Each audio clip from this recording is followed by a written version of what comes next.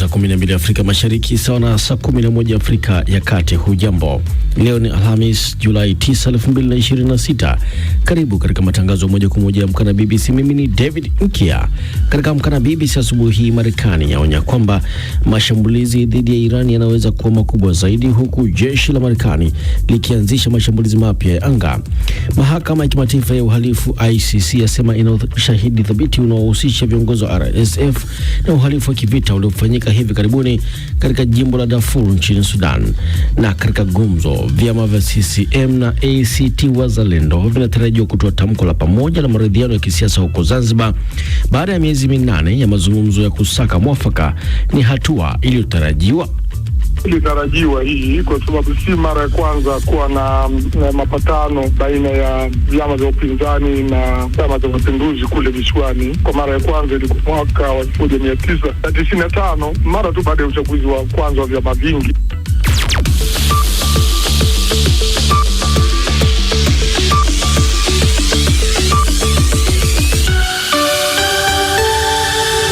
Tuna mengi tuliokuandalia popote pale ulipo msikilizaji, lakini kwanza ni muktasari wa habari za ulimwengu na msomaji ni Phyllis Mote. Karibu Phyllis. Shukran David. Hujambo msikilizaji. Rais wa Marekani Donald Trump ameonya kwamba mashambulizi dhidi ya Iran yanaweza kuongezeka, huku jeshi la Marekani likianzisha mashambulizi mapya ya anga, yakiwemo yaliyolenga maeneo yaliyo karibu na mlango bahari wa Hormuz. Awali Rais Trump alikuwa ametangaza kwamba mpango wa kusitisha mapigano ulikuwa umevunjika, akilaumu mashambulizi ya Iran katika eneo hilo. Kwa upande wake, Iran imeshtumu Marekani kwa kukiuka hati ya makubaliano kati ya nchi hizo mbili ambayo iliruhusu Iran kusimamia usafiri wa majini katika njia hiyo muhimu ya Ghuba. Nadhani hali hii itamalizika haraka sana. Walishambulia meli chache, nasi tukajibu kwa mashambulizi makubwa zaidi. Kila wanaposhambulia, sisi tunajibu kwa nguvu mara 10 zaidi. Chochote kitakachotokea kitaisha haraka sana. Mahakama ya Ufaransa imetambua na kuruhusu kutekelezwa kwa uamuzi wa mahakama ya haki ya Jumuiya ya Kiuchumi ya Nchi za Afrika Magharibi, yani ECOWAS, ulioiamuru Guinea kuwalipa fidia waathirika wa mauaji ya Zogota ya mwaka 2012. Uamuzi huo unafungua njia ya utekelezaji wa hukumu hiyo nchini Ufaransa. Zaidi na Florian Kaijage. Makundi ya kutetea haki za binadamu yanayowawakilisha waathirika yameutaja uamuzi wa mahakama ya Ufaransa kuwa hatua muhimu katika safari yao ndefu ya kutafuta haki na fidia. Mauaji hayo yalitokea Agosti mwaka 2012 katika kijiji cha Zogota, kusini mashariki mwa Guinea, ambapo vikosi vya usalama vinadaiwa kuwaua raia 6 wakati wa maandamano yaliyohusishwa na shughuli za uchimbaji madini zinazohusiana na kampuni ya Vale, ambayo ni mzalishaji mkubwa zaidi wa madini ya chuma duniani. Kwa upande wake, Vale imekanusha kuhusika na tukio hilo, ikisema haijawahi kushiriki wala kuunga mkono vitendo vyovyote vya vurugu mjini Zogota. Naibu mwendesha mashtaka wa mahakama ya kimataifa ya uhalifu ICC amesema mahakama hiyo imepata ushahidi thabiti wa uhalifu dhidi ya binadamu uliofanyika katika eneo la Darfur wakati huu wa vita vya wenyewe kwa wenyewe nchini Sudan. Katika mahojiano yake ya kwanza tangu ICC ilipoanzisha uchunguzi huo, Nazat Shamim Khan amesema RSF ilitekeleza mauaji ya ukatili dhidi ya raia katika mji wa El Geneina na El Fasher, lakini RSF imekanusha tuhuma hizo. Na Urusi imesema itaendelea kuziunga mkono tawala za kijeshi za Burkina Faso, Mali na Niger kufuatia mkutano wa ngazi ya juu wa viongozi wa nchi hizo tatu za Sahel uliohudhuriwa na waziri wa mambo ya nje wa Urusi Sergei Lavrov. Urusi imekuwa ikisaidia mataifa hayo katika mapambano dhidi ya makundi ya wanamgambo wa Kiislamu. Serikali hizo za kijeshi zilizoingia madarakani kupitia mapinduzi kati ya mwaka 2020 na 2023 zimekatisha uhusiano wa karibu na Ufaransa na badala yake zimeimarisha ushirikiano na Urusi. Hii ni BBC. Muktasari wa habari za ulimwengu umesoma kwako na Phyllis Mote. Unasikiliza Amka na BBC kutoka idhaa ya Kiswahili ya BBC, kikutangazia kwenye FM radio shirika na katika internet ya bbcswahili.com. Ukiwa Tanzania unatupata moja kwa moja kupitia Lolindo FM na Radio 1. Kenya ni Nyota FM na Pamoja FM. Ukiwa pale Uganda ni Radio Paidha na Radio Lira, na iwapo upo DRC tusikilize moja kwa moja kupitia Lizadi Radio na Radio Muungano Beni. Aidha, matangazo haya yanasikika moja kwa moja kwenye ukurasa wetu wa Facebook na YouTube wa BBC Swahili. Asubuhi ya leo upo nami David Nkia. Karibu karibia. Rais wa Marekani Donald Trump ameonya kwamba mashambulizi dhidi ya Iran yanaweza kuwa makubwa zaidi, huku jeshi lake likianzisha mashambulizi mapya ya anga yakiwemo yaliyolenga maeneo yaliyojirani na mlango bahari wa Hormuz. Awali Rais Trump alikuwa ametangaza kwamba mpango wa kusitisha mapigano ulikuwa umevunjika, akilaumu mashambulizi yanayodaiwa kutekelezwa na Iran katika mlango bahari wa Hormuz. Phyllis Motena, taarifa zaidi.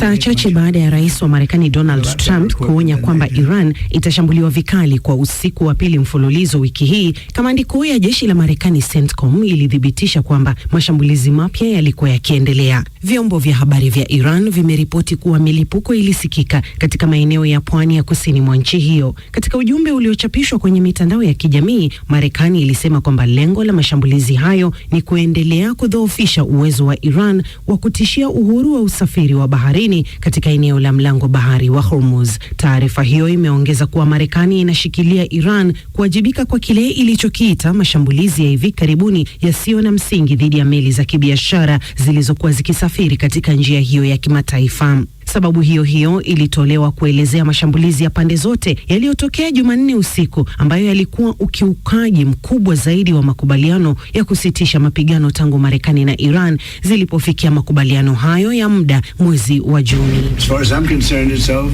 Akizungumza na wanahabari akihutubia mkutano wa kilele wa NATO nchini Uturuki, Rais Trump alisema kwamba uvumilivu wake kwa Iran unaendelea kupungua. Muda mfupi baada ya kuelezea uongozi wa Iran kuwa wahuni, alisema kwamba Marekani huenda ikashambulia tena Iran tena kwa nguvu kubwa usiku huo.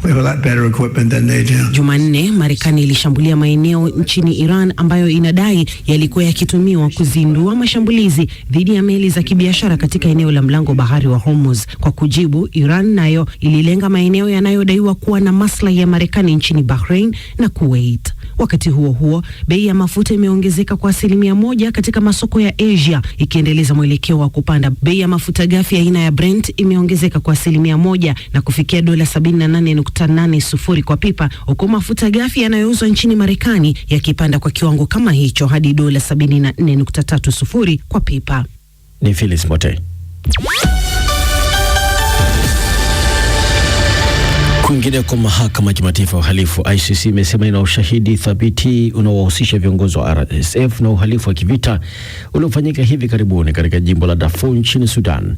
Naibu mwendesha mashtaka mkuu wa ICC Nazhat Shamim Khan ameambia BBC kwamba mahakama hiyo imepiga hatua muhimu katika uchunguzi wake kuhusu mauaji ya raia yaliyotokea katika mji wa Al-Fashana El Jenina.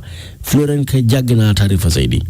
Kuzingirwa na kutwaliwa kwa El Fashel kuliashiria mojawapo ya matukio ya umwagaji damu zaidi katika vita vinavyoendelea kati ya RSF na jeshi la Sudan. Umoja wa Mataifa unasema zaidi ya watu 6,000 waliuawa huko El Fashel, huku RSF ikiuteka mji huo mnamo Oktoba 2025, huku kundi hilo la kijeshi likishutumiwa kufanya mauaji kama hayo huko El Ganeia. Kundi hilo limekana mara kwa mara kutekeleza mauaji yaliyoenea kila mahali huko Darfur.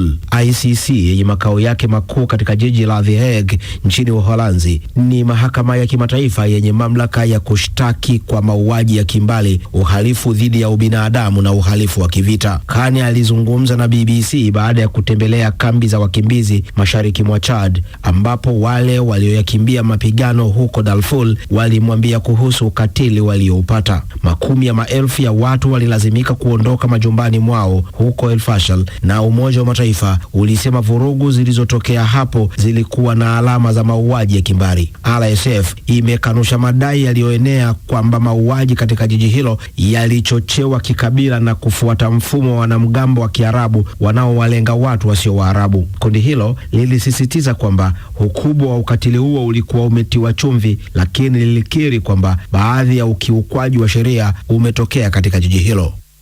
Namni Florent Kejage. Msikilizaji, licha ya Rwanda kupigania kwa kitovu cha mikutano ya kimataifa, michezo na burudani barani Afrika, sekta ya ukarimu inakabiliwa na changamoto kubwa. Ripoti mpya kutoka taasisi ya kimataifa takwimu ya Rwanda inaonyesha kwamba mapato kutoka kwenye hoteli na migahawa yameshuka kwa 16% Kuna hofu kwamba hali hiyo inaweza kusababisha kupunguzwa kwa wafanyakazi au hata kufungwa kwa baadhi ya hoteli. Mwandishi wetu wa Kigali, Ivya Buchana, na maelezo zaidi. Unapoingia tu katika baadhi ya hoteli hasa za nje ya mji mkuu Kigali, kitu cha kwanza unachoshuhudia ni ukosefu wa wateja. Ni hali ambayo kwanza kabisa imeathiri watumishi wa hoteli ambao baadhi wamepoteza kazi. Nilikuwa mtumishi wa moja ya hoteli za hapa mjini Kigali, lakini kutokana na hali ya uchumi inayoshuhudiwa wakati huu, waliamua kupunguza watumishi. Nikawa miongoni mwa waliofukuzwa kazi, lakini kama mnavyoona nilibarikiwa kupata kazi nyingine ya udereva. Hofu hii haiko kwa wafanyakazi pekee, bali pia wamiliki au mameneja wa hoteli wanatiwa wasiwasi na kuona vyumba vya hoteli vikibaki vitupu. Padri Hodari Jamari ni meneja wa hoteli. Hoteli nyingi zilikuwa zikipokea mikutano mbalimbali na hoteli kuingiza pesa, lakini hivi sasa mtu anaunganisha watu mtandaoni na kufanya mikutano bila kulazimika kwenda hotelini. Ingawa serikali inajitahidi kuomba baadhi ya taasisi zake kuendelea kufanya mikutano hotelini, kwa sababu isipofanya hivyo nyingi zinaweza kufunga milango, lakini serikali pekee haiwezi kutosheleza hoteli zote zilizopo nchini. Takwimu za hivi karibuni